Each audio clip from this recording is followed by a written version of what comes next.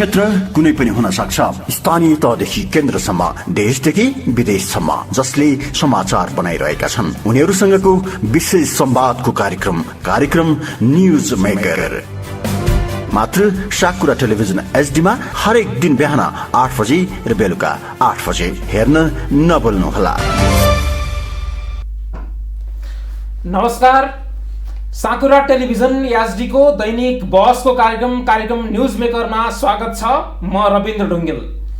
आदरणीय दर्शकहरू, सुशासन र समृद्धि, सामुदायिक वनमा उद्यम र उद्यमी भन्ने मूल नाराका साथ सामुदायिक वन उपभोक्ता महासंघले सप्ताहव्यापी वन दिवस मनाइरहेको छ।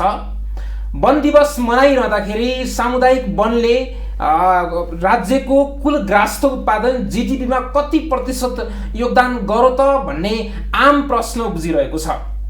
यसो त सामुदायिक वन उपभोक्ता महासंघले 2076 सालमा बनेको सामुदायिक वन ऐन र ढिलो गरेर आएको 79 सालमा आएको नियमावलीको विरोध गरिरहेको छ। ऐन अनुसार नियमावली भएन भनेर उहाँहरूले आम रूपमा आन्दोलन गरिरहनु भएको छ र वास्तवमै ऐन अनुसार नियमावली कस्तो हुनु पर्थ्यो र वन क्षेत्रले कसरी राज्यलाई उत्पादनसँग जोड्न सक्छ, राज्यलाई समृद्ध बनाउन सक्छ भन्ने आम प्रश्नहरू उब्जिरहेका छन्। यसै विषयलाई केन्द्रमा राखेर आज हामी सामुदायिक वन उपभोक्ता महासंघका सवालहरू के छन्, यसले कसरी राज्यलाई योगदान दिन सक्छ र वास्तवमै राज्य र सामुदायिक वन बीचको दूरी चाहिँ किन टाढा हुँदै गइरहेको छ र यी लगायतका विषयलाई केन्द्रमा राखेर आज हामी सामुदायिक वन उपभोक्ता महासंघकी केन्द्रीय अध्यक्ष भारती पाठकज्यूसँग यिनै सवालहरूलाई केन्द्रमा राखेर कुराकानी गर्नेछौँ। सर्वप्रथम उहाँलाई हामी स्वागत गर्न चाहन्छौँ। स्वागत छ यहाँलाई। धन्यवाद। हजुर, अहिले यहाँहरू आन्दोलनमा हुनुहुन्छ। सामुदायिक वन ऐन 2076 र त्यसपछि ढिलो गरेर आएको नियमावली 2079 मा यहाँहरूको आपत्ति छ। वास्तवमा के विषयहरूमा आपत्ति गर्नुभयो र किन चाहिँ तपाईँहरूले राज्यसँगको दूरीलाई टाढा गर्न थाल्नुभयो? होइन, राज्यको एउटा सहयोगी निकाय हो। हाम्रो देशभरिको 22,000 भन्दा बेसी सामुदायिक वन उपभोक्ता समूहहरू, त्यसलाई समन्वय गरेर महासंघ अगाडि बढ्न चाहन्छ। तर बनेन 2049 आयो। बनेन 2049 मा सामुदायिक वन एउटा स्वायत्त अविच्छिन्न उत्तराधिकारवाला स्वशासी सङ्गठनको रूपमा स्थापित गरेको छ। त्यो 49 मा आएको कानुन भनेपछि धेरै अगाडि बनेको कानुनले यति दूरगामी हिसाबले सोच्यो कि प्राकृतिक स्रोतको वन मात्रै होइन, जल जङ्गल र जमिनको संरक्षणमा स्थानीय जनताको नेतृत्वमा गर्नुपर्छ, स्थानीय जनतालाई नै अग्रस्थानमा राख्नुपर्छ भनेर त्यति बेला दूरगामी सोचिएको बनेन 2049 हो। त्यसको आधारमा समय परिस्थिति अनुसार कानुनहरू नयाँ बन्नु थियो, किनकि संविधान आयो नि। संविधान आयो, संविधानमा प्राकृतिक स्रोतमा स्थानीय समुदायको अग्राधिकार हुनेछ भनेर संविधानमा व्यवस्था गरेको छ। त्यो संविधानमा व्यवस्था गरे अनुसारको बनेन 2076 बन्यो।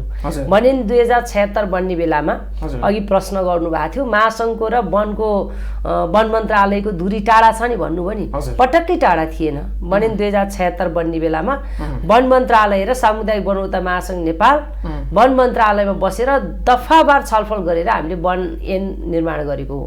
किनकि समय र परिस्थिति अनुसार नयाँ संरचनामा गइसकेपछि पुनर्संरचनामा वन क्षेत्रलाई लैजानुपर्छ भनेर प्रयत्न गर्यो। अझ भनेको जस्तो बनेन 2076 मा पनि वन क्षेत्रलाई पुनर्संरचनामा त्यो मोडालिटीमा लान सकिएन।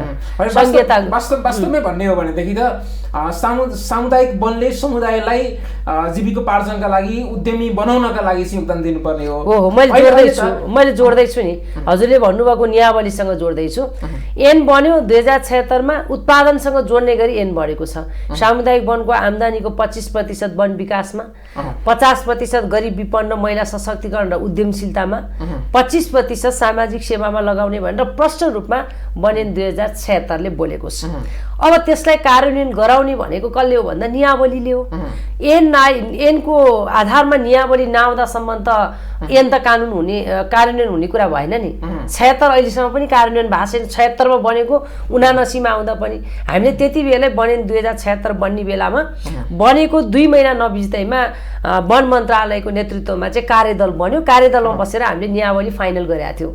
फाइनल गरेको नियमावलीलाई फेरि सरकारले त्यहाँभित्रबाट यस्तो आफ्नै टिमभित्र भन्दैन न, आपत्ति के कुरामा हो, पोइन्ट वाइज हो। उहाँहरूले त्यो आपत्ति तपाईहरुको चाहिँ समुदाय केन्द्रित हुन सकेन सामुदायिक त्यति मात्रै छैन, समुदाय केन्द्रित मात्रै होइन। वन ऐन 2076ले के बोलेको छ भने सामुदायिक वनले संरक्षण र उपयोग गर्ने दुईटै विषयलाई अगाडि बढाउने भनेर ऐनले भनेको छ। तर सरकारले अहिले बनाएको नियावलीमा संरक्षण उपभोक्ताले गर्ने भनेको छ, उपयोग भन्ने शब्द त्यहाँबाट हटाइदिएछ। त्यसो गर्दाखेरि यो उत्पादन समृद्धिसँग जोड्ने भन्ने कुरा त जनता भनेको गोठालो हो, वन संरक्षण गर्ने हो, हेरालुको रूपमा रहने भन्ने एउटा व्यवस्था छ।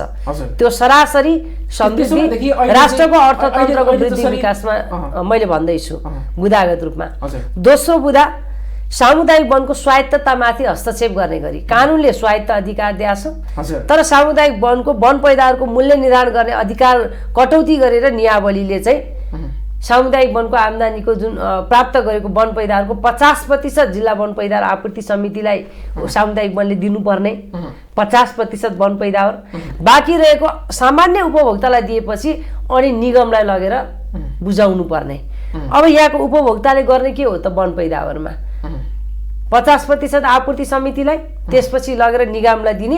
अनि कानुनले के भन्छ भने तिम्रो वन पैदावारको मूल्य निर्धारण गर्ने स्वतन्त्र रूपमा उपयोग गर्ने अधिकार चाहिँ तिमी उपभोक्तालाई छ भनेर कानुनले भन्छ। अनि उहाँहरूको नियावलीले ठ्याक्क फेरि गएर समुदायको अधिकारलाई कटौती गरेर चाहिँ मेरो निर्णय तैँले जबरजस्ती लागू गर्नुपर्छ भनेर अर्को विषय भन्यो। दुईटा विषय मैले भने, 20वटा छन् तर म 20वटा भन्दिनँ, मुख्य मुख्य विषयहरू तपाईँको विषय जानकारी छ। अर्को के हो भने सामुदायिक वन जसरी समुदायले त्यसलाई संरक्षण गर्ने काम गर्छ, तर उपभोग चाहिँ समुदायले गर्न पाएन। उपभोग गर्ने शब्दै हटाइदिनु भयो उहाँले। उपभोग अब चाहिँ उहाँहरूको नियन्त्रणमा जाने भयो, उहाँहरूको इसारामा। उहाँले जति बेला चिठी काट्नुहुन्छ, पत्र लेख्नुहुन्छ, उपयोग गर्न पायो। त्यो अधिकार त त्यो अधिकार सरकारलाई छैन नि। सकिने त कुरै छोडिदिनुहोस्, म अर्को बुदामा आउँदै थिएँ, मलाई राख्न दिनुहोस् तपाईँले। अर्को बुदामा चाहिँ सामुदायिक वनले वन व्यवस्थापन गरेर 5 दशकको बिचमा विश्वलाई चिनाइदियो, नेपाललाई मात्रै होइन। अहिले पनि विश्व सामुदायिक वनको देशको रूपमा नेपाल चिनिन्छ विश्वमा। तर अहिले आएर सरकारले के गरिदियो, सबै हरियाली देख्यो, संसार छ वनभित्र, के छैन भन्नुहोस् न। सुनको थाली छ वनभित्र भनेर आज सारा ठाउँमा चर्चा भइराखेको छ। त्यसलाई उपयोग गर्न राज्यको विभिन्न खालका नीतिहरूले काम गर्नै दिएको छैन, उपभोक्ताको हात खुट्टा बाँधिदिएको छ, केही चल्न दिएको छैन। अनि त्यसपछि गएर सरकारले के गरेछ, सुन्नु न, सरकारले के गरेछ भने हामी अतिक्रमणको कुरा गर्छौँ नि, सारा वन क्षेत्र अतिक्रमण भयो, भूमिहीन सुकुम्बासीहरूले लग्यो, कतै भूमिहीन होला, कतै चाहिँ भूमि सम्पन्न मान्छेले गएर वनको अतिक्रमण गरे होला। अहिले राज्यले लिगल्ली अतिक्रमणको बाटो खुल्ला गरिदियो। के गरिदियो भन्दा सामुदायिक राष्ट्रिय वनको केही भाग 30 वर्षसम्म त्यो स्वाभाविक पनि होला नि त। अहिले चाहिँ वन क्षेत्रले 45% लगभग भूभाग ओगटेको छ, योगदान छ जम्मा 1.7%। उपभोक्ताहरू पनि खासै केही पनि पाइरहेका छैनन्। त्यसकारणले बरु राष्ट्रिय वनसँग अथवा चाहिँ राज्यसँगै जोडेपछि त होइन, त्यसको कुल राष्ट्र उत्पादनमा अलिकति योगदान पुग्ला नि त। पाइन्छ त। हिजो 50 वर्ष मरुभूमि भएर वर्ल्ड ब्याङ्कले रिपोर्ट निकालेर हाम्रा यहाँ नेपालका मान्छेको आँखा खुलाइदिएर जनता बिना वन संरक्षण हुन सक्दैन भन्नको विषय अहिले आएर निजी एउटा कम्पनीलाई चाहिँ वन क्षेत्र रिसोर्ट बनाउनु दियो भने सास फेर्न सक्नुहुन्छ तपाईँ? हामीले अबको 10 वर्षका लागि सामुदायिक वनको योगदान छ। जङ्गललाई के पाए त? पाएन पनि पाएन नि त। अब पाइन्छ त, अब झन् पाइँदैन, यसो पाइएन नि त। अब पाइन्छ त। अब नियावलीमा उहाँहरूले 50 हेक्टरसम्म राष्ट्रिय वन चाहिँ निजी संस्थालाई कम्पनीलाई दिने, ठुला ठुला रिसोर्ट बनाउनको लागि। अनि जनताले पायो? चन्द्रगिरीमा कति पायो मलाई भनिदिनुहोस् न। त्यसो भएदेखि अहिले चन्द्रगिरीमा सामुदायिक वन नरहने हो, किनकि राज्यको रिसोर्ट बनाउनु। अब हेर्नु चन्द्रगिरीको सामुदायिक वन ठुला धनाढ्य परिवारले केबल कार चढाउनु भयो, त्यहाँको गरिबले के पायो त? मलाई राज्यले दियोस् न जवाफ। अनि त्यस्ता कुराहरूलाई अहिले पनि तपाईँले हेर्नुहोस् त, कान्तिपुरको चाहिँ आजभन्दा 2-3 हप्ता अगाडि कान्तिपुरमा आएको महालेखाको प्रतिवेदन सार्वजनिक भएको ठाउँमा 537 भन्दा बेसी निजी कम्पनीलाई चाहिँ वन क्षेत्र सरकारले दिइसकेको रहेछ। त्यसलाई चाहिँ कानुनी मान्यता दिनको लागि नियावलीमा व्याख्या गरेर ल्यायो। त्यति मात्रै होइन, तपाईँले आश्चर्य मान्नु होला, मलाई सुन्नु पनि भयो होला। आज हामी किन आन्दोलनमा छौँ भन्दा हामीले 2065 सालमा महिला नेतृत्वको कुरा गर्नुहुन्छ नि, आज 1.5 लाख भन्दा बेसी महिला सामुदायिक वनको नेतृत्वमा हुनुहुन्छ, अध्यक्ष बन्दै हुनुहुन्छ, सचिव बन्दै हुनुहुन्छ, उपाध्यक्ष, कोषाध्यक्ष। यति मात्रै होइन, झन्डै 1500 भन्दा बेसी स्थानीय सरकारमा सामुदायिक वनको अभियन्ता महिला मात्र निर्वाचित हुनुभएको छ। हिजो भर्खरै हामीले सम्मान गर्यौँ। त्यो खुसीको कुरा हो, महिला खुसीको कुरा हो। तर भने सुन्नुहोस् न, इस्युको कुरा गर्दैछु म। खुसीको कुरा हो। कसरी खुसी आयो? 62 सालमा महासङ्घले लडेर त्यो व्यवस्था नीतिमा ल्याएको थियो र आज खुसी व्यक्त गर्न पायो। तर अहिले नियावली ल्याएर कोसिदियो। अध्यक्ष र चाहिँ सचिव हुने प्रावधानलाई हटाएर अध्यक्ष र कोषाध्यक्ष मध्ये एकजना बन्न सक्नेछ भनेर उहाँले त्यो प्रावधान ल्याउनु भयो। किन ल्याउनु भयो भन्दा अब सामुदायिक वनमा कोषाध्यक्ष र उपाध्यक्ष बनाउने, अध्यक्ष र सचिव राजनीतिकरण होइन, अपराधीकरण भन्छु म। राजनीतिकरण के भन्ने? यसलाई अपराध हो नि त।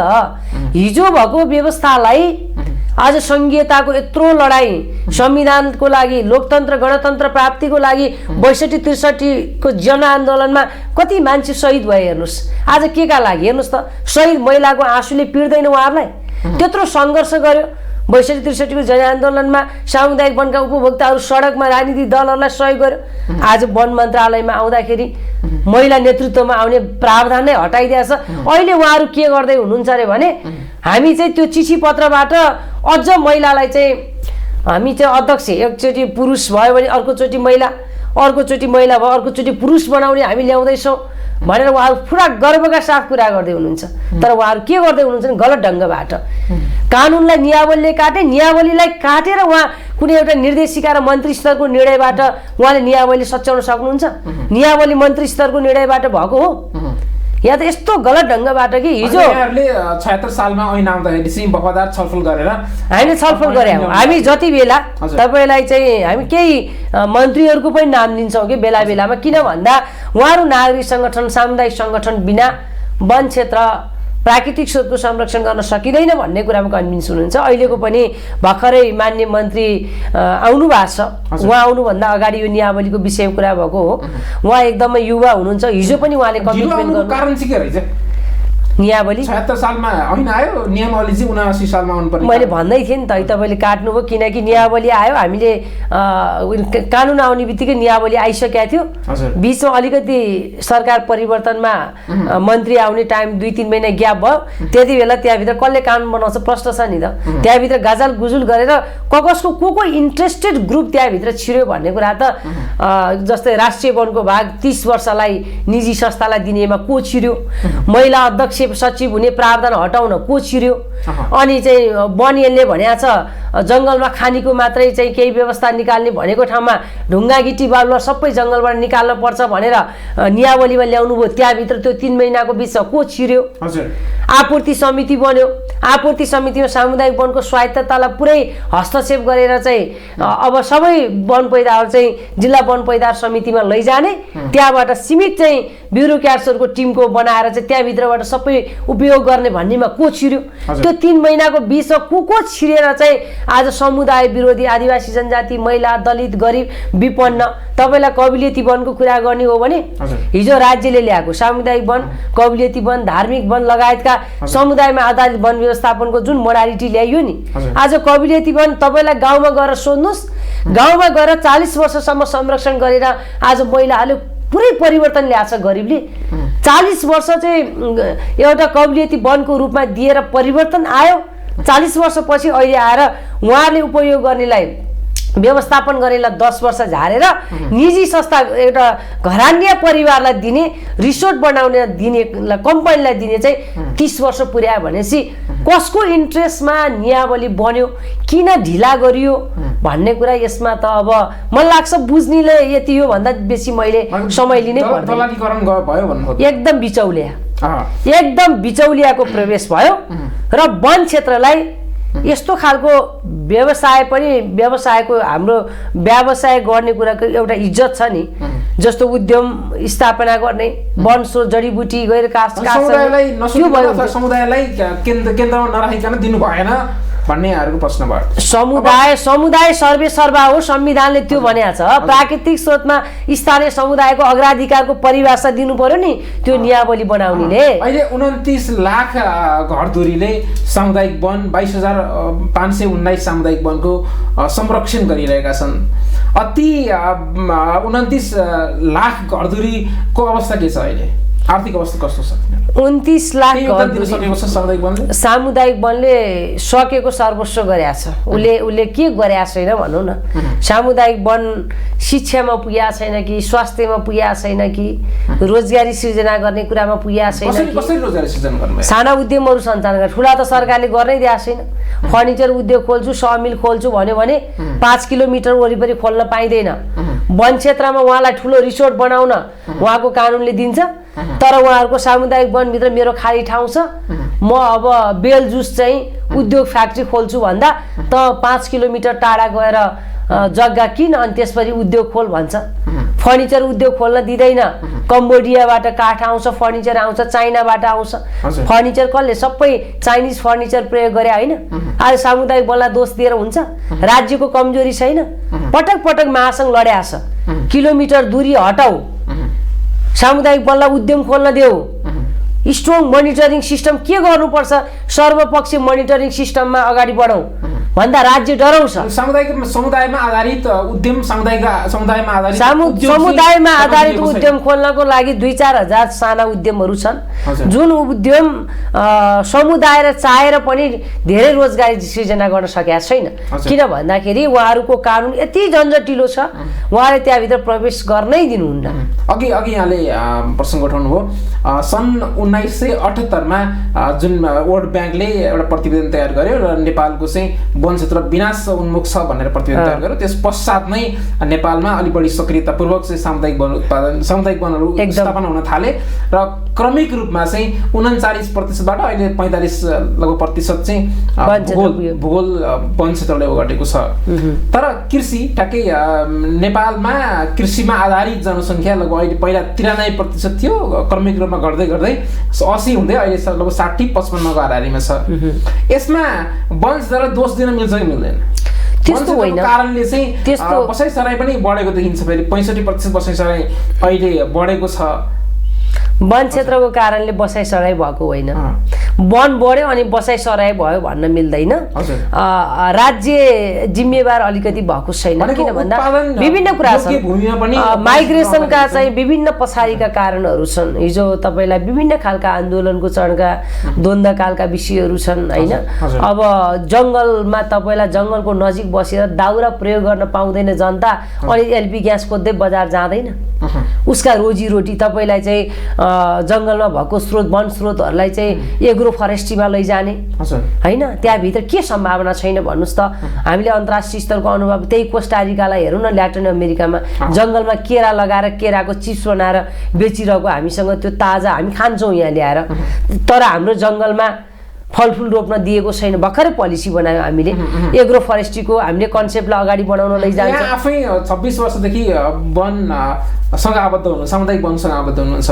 यहाँले के प्रश्न उठाउनु भएन प्रश्न म नीति बनाउने ठाउँमा छैन नि प्रश्न त गर्न सक्नुहुन्छ प्रश्न त नागरिक सङ्गठनको हिसाबले कति गरियो होला सोसियल मिडिया सबै हेरे देखिन्छ नि प्रश्नको कुरा भएन कि यो त हामीसँग यति धेरै कम्युनिटीको तर्फबाट समुदायले त्यहाँको सम्भावना उहाँहरूको चाहना हामी आफै प्रश्न गरिरहेको छौँ हामी आफै प्रश्न के गरिरहेको छौँ भने एकजना आमालाई हेरौँ एउटा महिला वन जोगाउनेमा ती आमाले जसले हामीलाई सिकाएर आज यहाँ पठाउन मेरा आमा र बुवाले सिकाएर आज म यो ठाउँमा वन क्षेत्रको प्राकृतिक मुद्दाको विषयमा बहस गरिरहेको छु मेरो आमाले के पाउनुभयो मेरो बुवाले के पाउनुभयो वन क्षेत्रबाट भन्दा राज्य दोषी छ राज्यले एउटा ठुटोबाट दुईटा ठुटोलाई जनतालाई मुद्दा लगाउँछ जेल हाल्या छ आज बच्चा 4 महिनाको बच्चा बोकेर महिला जेलमा बसिराखेको अवस्था छ पाएको उसले केही छैन यहाँ चाहिँ समितिमा बसेका छ महिला दिदीबहिनीहरू मुद्दा लगाइदिया छ श्रीमान बाहिर चाहिँ वैदेशिक रोजगारीमा छ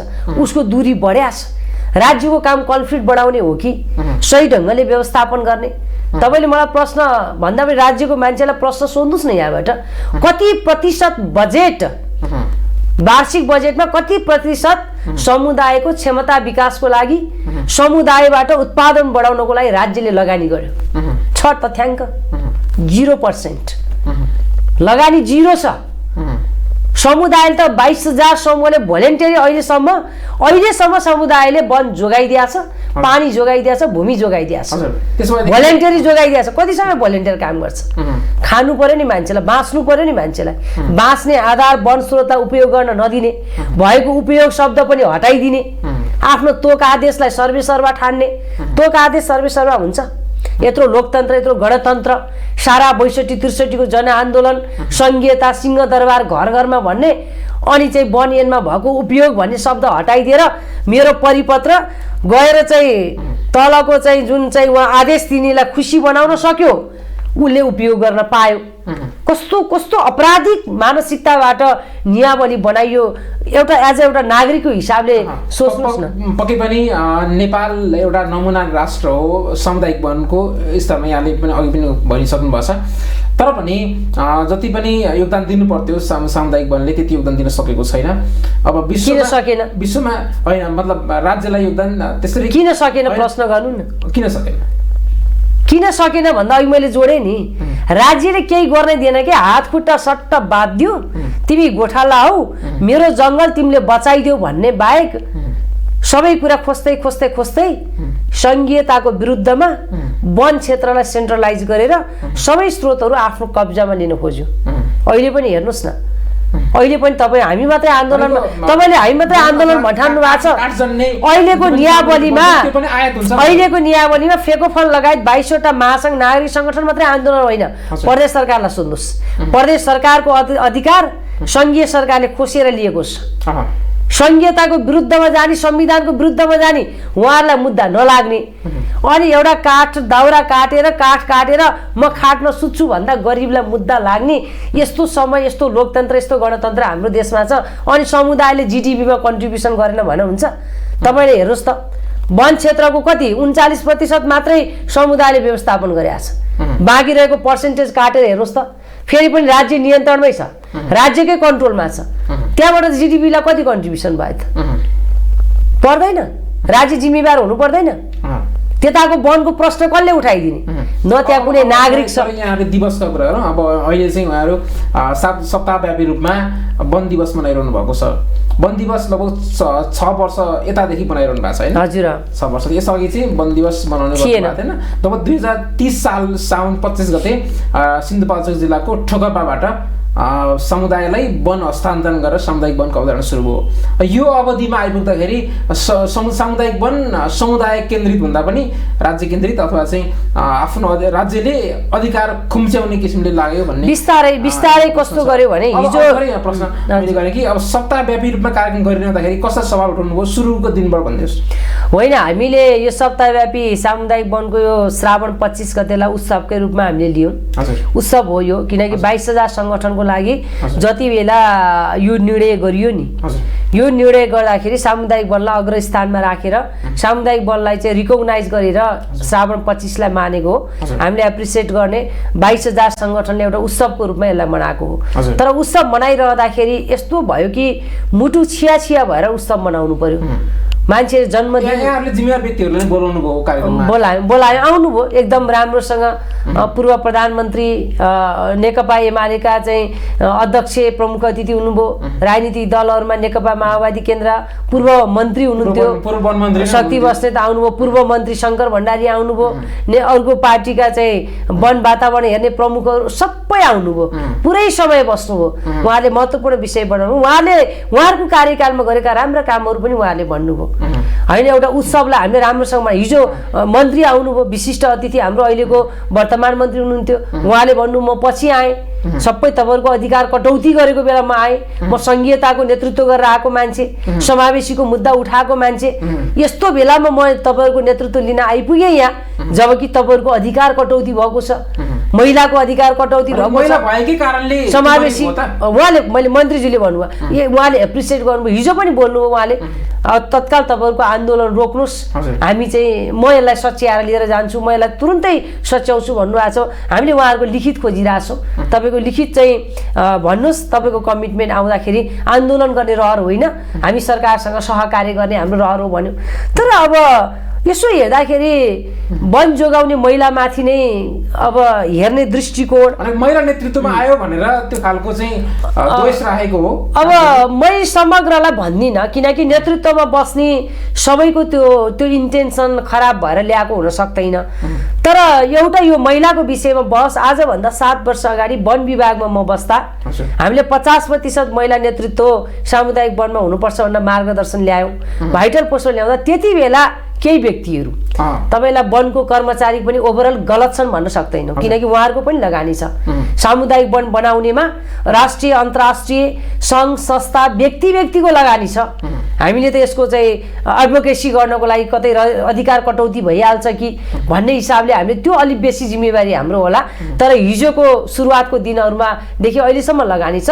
तर यस्तो खालको नियत राखेर उहाँले छलफल गर्नुभयो कि यो 50% तपाईँहरू हटाउनुहोस्, हटाउन तयार हुनुहुन्थ्यो। त्यति बेला मैले 15 वर्ष भयो महासङ्घको निर्णायक ठाउँमा बसेर मैले नेतृत्व लिएको।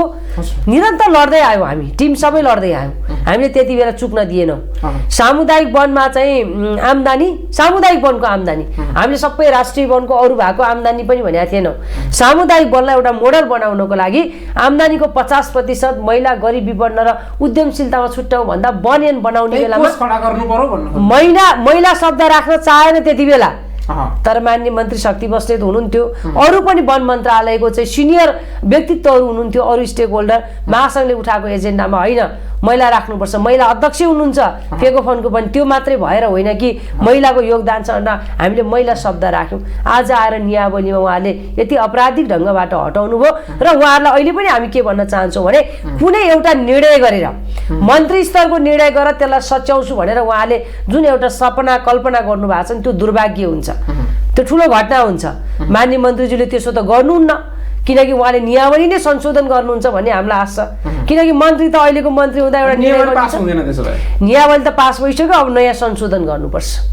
उहाँले राजपत्रमा निकाल्नु भएपछि त यो हाम्रो आपत्तिको विषय हो नि।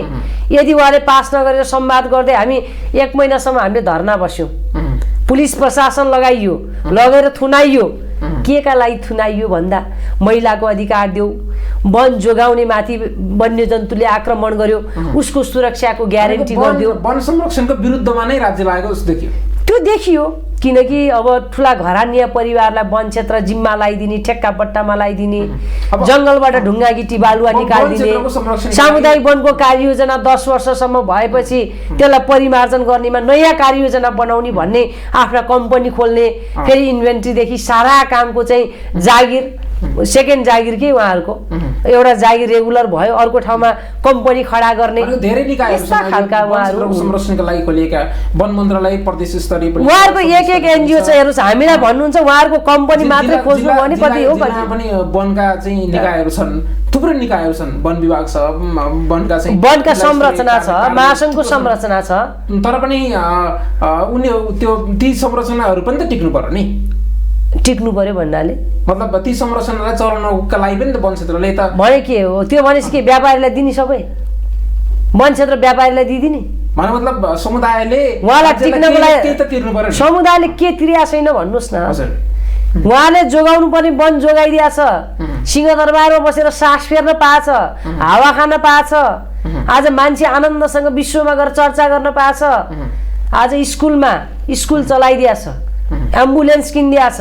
कोरोना भाइरस महामारीको बीचमा वन मन्त्रालय सोध्नुहोस्, वन मन्त्रालयले कति चाहिँ पैसा छुट्यायो। तर सामुदायिक वनको आम्दानी समूहभित्रको पैसा निकाल्न नदिए पनि झन्डै 20 करोड भन्दा बेसी चाहिँ स्वास्थ्य क्षेत्रमा सामुदायिक वनले लगानी, व्यक्तिबाट गोजीबाट हजार निकाल्न सामुदायिक वनमा आबद्ध भए बापत तिर्ने कसरी सामुदायिक वनमा आबद्ध भए बापत हुन्छ।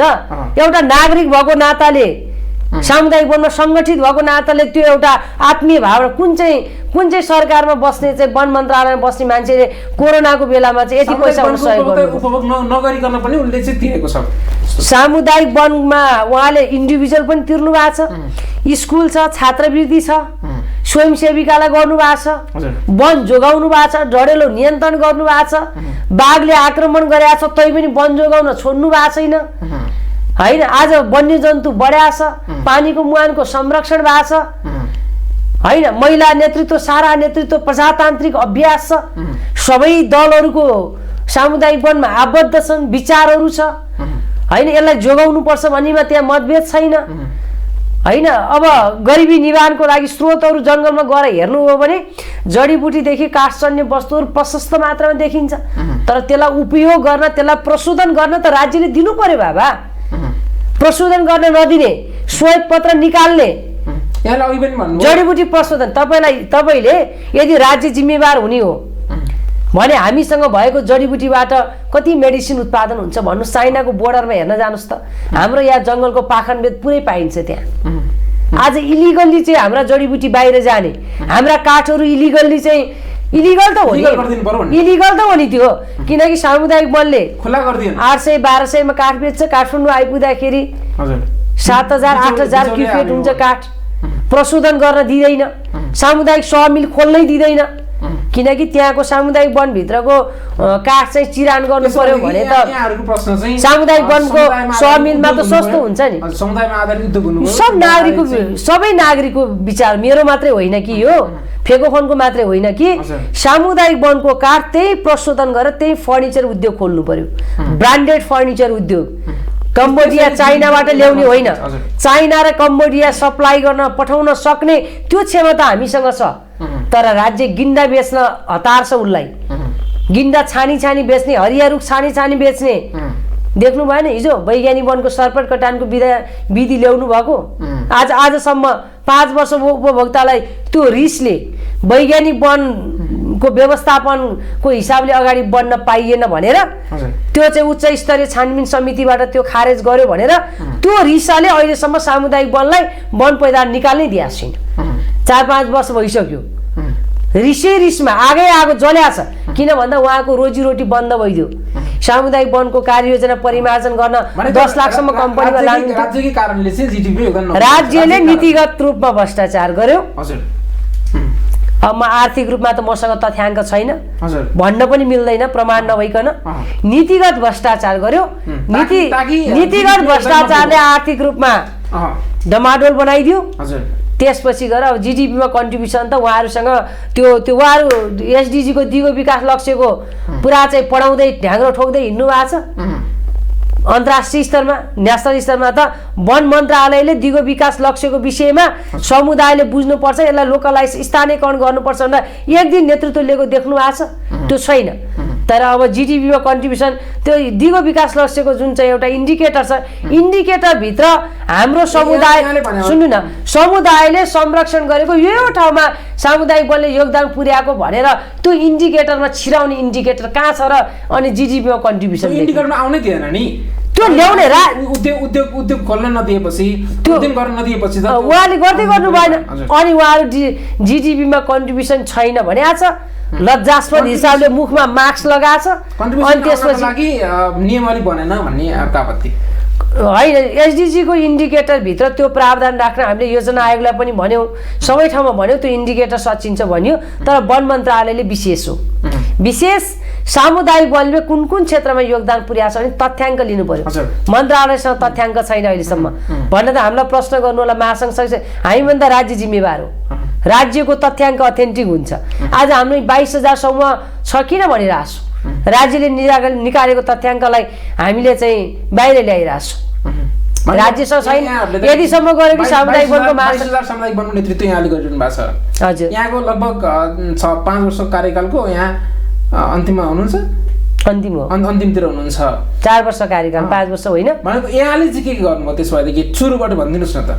अब मैले 4 वर्ष मात्रै गरे होइन, म कोषाध्यक्ष भएँ, महासचिव भएँ, नेतृत्व हो मेरो, 3टै नेतृत्व। म अहिले अध्यक्ष भएँ। यहाँकै कार्यकालमा ऐन आयो, त्यो मेरो कार्यकाल 2076 मै नयाँ ऐन आयो। ऐनमा हामीले धेरै कुराहरू समावेश गर्न सफल भयौँ। मेरै कार्यकालमा नीति आयो, वन नीति पनि आयो। वन नीति असाध्यै राम्रो छ, त्यसको आधारमा नबन्नु छुट्टै कुरा हो। त्यसपछि गएर हामी सङ्घर्षमा रह्यौँ। अहिले पनि ट्याक्सेसको इस्युहरू हामी उठाइरहेछौँ।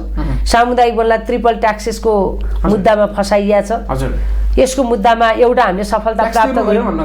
13 कर, सामुदायिक वनलाई 13 कर, सङ्घीय सरकारले पनि कर लिने, प्रदेशले पनि लिने, स्थानीयले पनि लिने।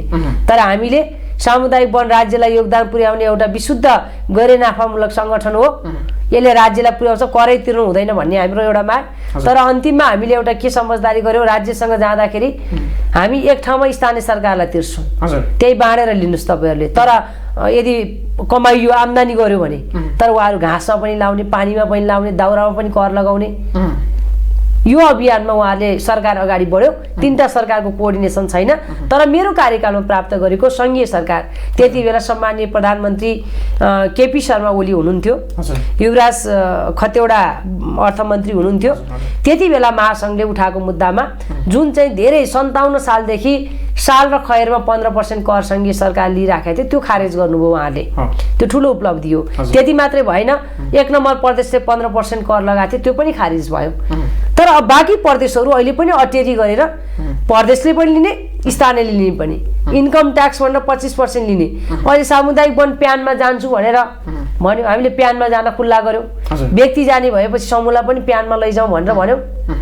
तर राज्यले सामुदायिक वनलाई प्यानमा जानको लागि अहिले पनि अप्ठ्यारो अवस्था सिर्जना गरिरहेको छ। सङ्गठनको मान्यता दिएन, सङ्गठनलाई मान्यता दिएन भन्दा पनि सामुदायिक वनप्रति हेर्ने दृष्टिकोणै फरक बनाइदियो कि यो सारा यो संसार यही भित्र छ।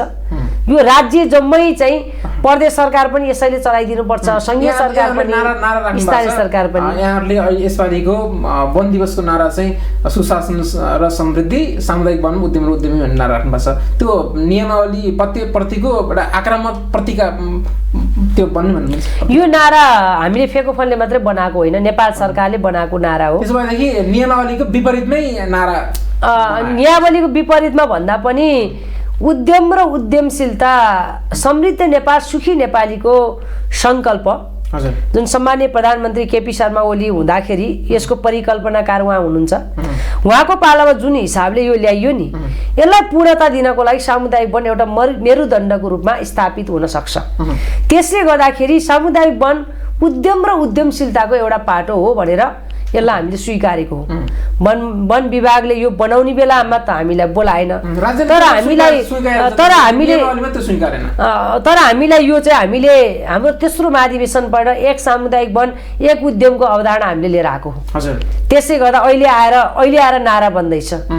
गभर्नेन्सको पाटो सुशासन भन्ने कुरा सामुदायिक वन मात्रै होइन, सिङ्गो वन क्षेत्रमा सुशासन नमुना हुनुपर्छ। वन क्षेत्र कुनै व्यक्ति वनभित्र पनि राजनीतिकरण भए जस्तो कतिपय सामुदायिक वनमा त वनको मुद्दामा त राजनीतिकरण भइहाल्छ नि।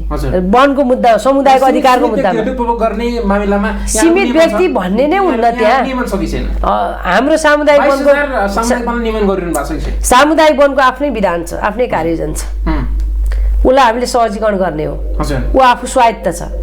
त्यहाँको 400 घरधुरले गरेको निर्णय चाहिँ सर्वेसर्वा नभएर एउटा मन्त्री, एउटा सचिव, एउटा फेकोफोनको एउटा व्यक्ति, अर्को एउटा नागरिकसँग एउटा एनजिओले गरेर निर्णय लागू हुँदैन। जे गरे पनि सर्वेसर्वा भनेको उसको आम बेला, उसको साधारण बेलाले गरेर निर्णय लागू हुन्छ। गल्ती गर्नेलाई उसको साधारण बेलाले निष्कासन गरिदिन्छ। तपाईँलाई डडेलधुराको अस्ति केस थियो, सामुदायिक वनले निकालिदियो बाहिर। मोरङको केस आयो, मोरङको केसमा साधारण सभाबाट निकालिदियो। त्यो अधिकार छ हामीलाई। हामीलाई लगेर पुलिस डन्डा लगेर जेल हाल्ने हाम्रो अधिकार छैन। तर त्यो हाम्रो त्यो निर्णय हुन्छ। तर अब अरू कानुनी कारबाही त के हामी प्रशासन हो र होइन नि। राज्यले चाहिँ आफ्नो मान्छेले गल्ती गर्यो भने सरुवा बढुवा गर्छ। हाम्रा मान्छे त सारा चाहिँ अहिले पनि मुद्दा हेर्नुहोस्, चाङ छ हेर्नुहोस्, गल्ती गरे पनि नगरे पनि उजुरी हालिदिएछ। एउटा ठुटोबाट अर्को ठुटोमा बन्चरो यसो छोक्यो भने त्यसलाई मुद्दा हालिदिएछ। त्यसलाई के भन्ने कारबाही भन्नुहुन्छ कि यसलाई कारबाही गरेन भन्नुहुन्छ कि यसले भ्रष्टाचार गर्यो भन्नुहुन्छ कि? कार्यक्रमको अन्तिम चरणमा आइसकेको छ। यहाँहरूले जसरी आन्दोलन गरिरहनु भएको छ, आन्दोलन कार्यक्रम घोषणा गरिसक्नु भएको छ, यो आन्दोलन यहाँहरूको सफल रहोस्, शुभकामना दिन चाहन्छु। हस्, धन्यवाद छ यहाँहरूलाई पनि। हामी एकदमै देशव्यापी आन्दोलनमा छौँ। जिल्लाले चाहिँ जनमास उतार्दैछ। राजनीतिक दलहरूसँग हामी हेरिराखेका छौँ। उहाँहरू निर्वाचनमा जाँदै हुनुहुन्छ। राजनीतिक दलहरू निर्वाचनमा जाँदा यदि जनताको भावना विपरीत उहाँहरूका घोषणापत्रहरू उहाँहरू सम्बोधन नगरिकन जानु भने जनताले प्रश्न गर्छ त्यही। र एउटा चाहिँ हाम्रो अपेक्षा भनेको मान्य मन्त्रीज्यू अहिलेको जुन प्रदीप यादव हुनुहुन्छ, उहाँ सङ्घीयताको नेतृत्व, उहाँले चाहिँ एक खालको समावेशीको नेतृत्व गरेर आउनुभएकोले नियावलीमा हामीले 20वटा बुदाहरू पुरै समुदाय विरोधी बुदाहरू छन्, यसमा उहाँले सच्याउनको लागि कमिटमेन्ट गर्नुभएको छ। आज पनि हाम्रो काठमाडौँमा हामी आन्दोलनमा जाँदैछौँ र यसको विषयमा उहाँले गर्नुभएकोमा हामी चाहिँ धन्यवाद दिन चाहन्छौँ। आदरणीय दर्शकहरू, हामी न्युज मेकरको अन्तिम चरणमा आइपुगेका छौँ। आजको सन्दर्भमा हामीले वन क्षेत्रका समस्याहरू के छन्, सामुदायिक वन र राज्य बीचको दूरी कसरी टाढा हुन पुग्यो, ऐन अनुसारको नियमावली किन आएन र त्यसकै अनुरूप उहाँहरूले चाहिँ आन्दोलनका कार्यक्रमहरू घोषणा गरिसक्नु भएको छ, कसरी चाहिँ राज्यलाई सामुदायिक वनले योगदान दिन सक्छ भन्ने विषयलाई केन्द्रमा राखेर आज हामीले सामुदायिक वन उपभोक्ता महासङ्घकी केन्द्रीय अध्यक्ष भारती पाठकज्यूसँग संवाद गऱ्यौँ। आजको यो विशेष संवादबाट म लगायत मेरो टिमलाई पनि बिदा दिनुहोस्। नमस्ते। क्षेत्र कुनै पनि हुन सक्छ, स्थानीय तहदेखि केन्द्रसम्म, देशदेखि विदेशसम्म, जसले समाचार बनाइरहेका छन् उनीहरूसँगको विशेष संवादको कार्यक्रम न्युज मेकर मात्र साकुरा टेलिभिजन एचडीमा हरेक दिन बिहान 8 बजे र बेलुका 8 बजे हेर्न नभुल्नुहोला।